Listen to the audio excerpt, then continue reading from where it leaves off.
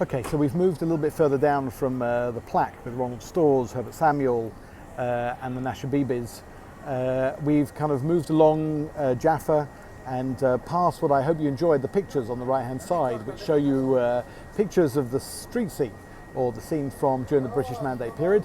And we've turned left into Heleni Hamalka, which, by the way, was formerly Princess Mary Street during the time of the British Mandate.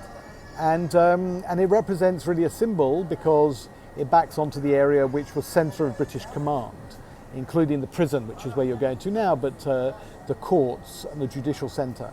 And when the British, we're jumping in a way almost to the end of the story. When the British were already leaving, the question of how they could retreat without being further attacked by two, by now, forces increasingly hostile to their rule, both Arab and Jewish, they established this area as what became known as a Bevingrad, a security area named after Ernest Bevin, the much hated British minister who had opposed Zionism and was a little bit of an anti-Semite.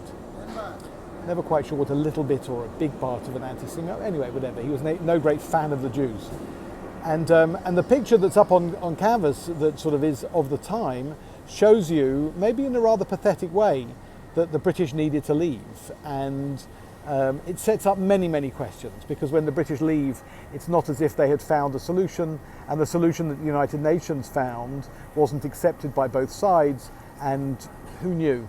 The Arab-Israel conflict is still going, and there's obviously huge amounts of right and wrong on both sides, and deep trauma and memory, all of which is to be discussed.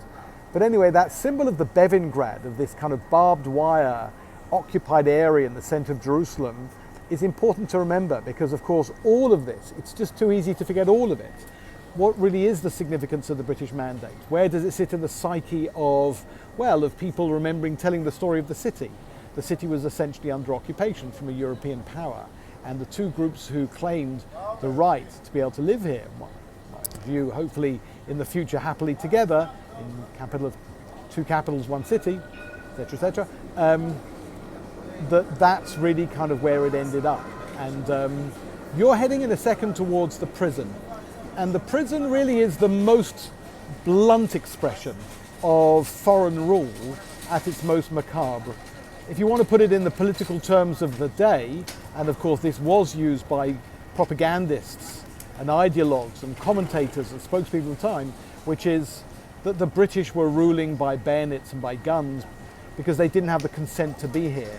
And so they end up having to lock people up and execute them. Jews and Arabs, different context, different story, each in their own, but nonetheless what they have in common is that they both oppose British colonial rule. And it's often forgotten because in the end Zionism and the State of Israel came into being and was successful. This isn't a kind of a pro or an anti or anything. It's just acknowledging that Israeli history has been written in a way which acknowledges that it achieved its goals. Palestinian history, as we will discuss, did not. For whatever reasons we want to analyse them with. But they both have this common memory of having been born out of suffering and hardship and a fight against an unjust previous occupier. Now, in some minds that was the Ottomans, and before the Ottomans it was whoever it was. And you could go all the way back to the Crusades if you want, and certainly parts of political Islam do. In the case of the Jews, it certainly will focus on the Ottomans, and it absolutely will focus in on the British.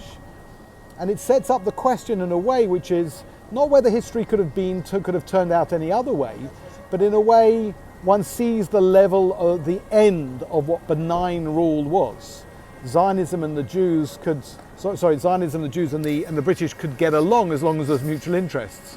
The moment that the British turned on the Zionist movement, restricted immigration, and really sort of tried to put an end to the idea of the aspiration to Jewish homeland, etc., etc., etc., then at that point the national movement would react the way that it did.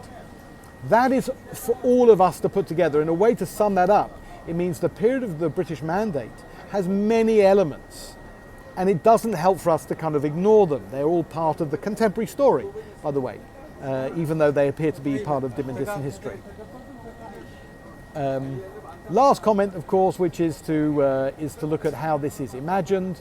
Britain, because the state came into being, its relationship with Britain eventually was kind of restored but there were significant moments. You know, when Prime Minister Margaret Thatcher, not a person I'm a huge fan of, responsible for my political kind of orientation to the world when I realised that she was no good for Britain.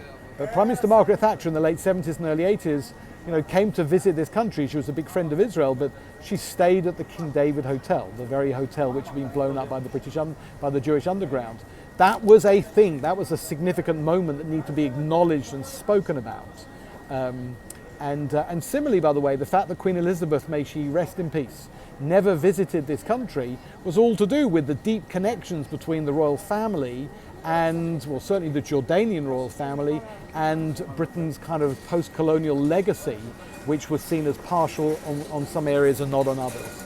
So it's just a way of, I guess, acknowledging this is going on all around us. In a second, we'll pick up our very, very last kind of introduction, and that's at the site of the prison.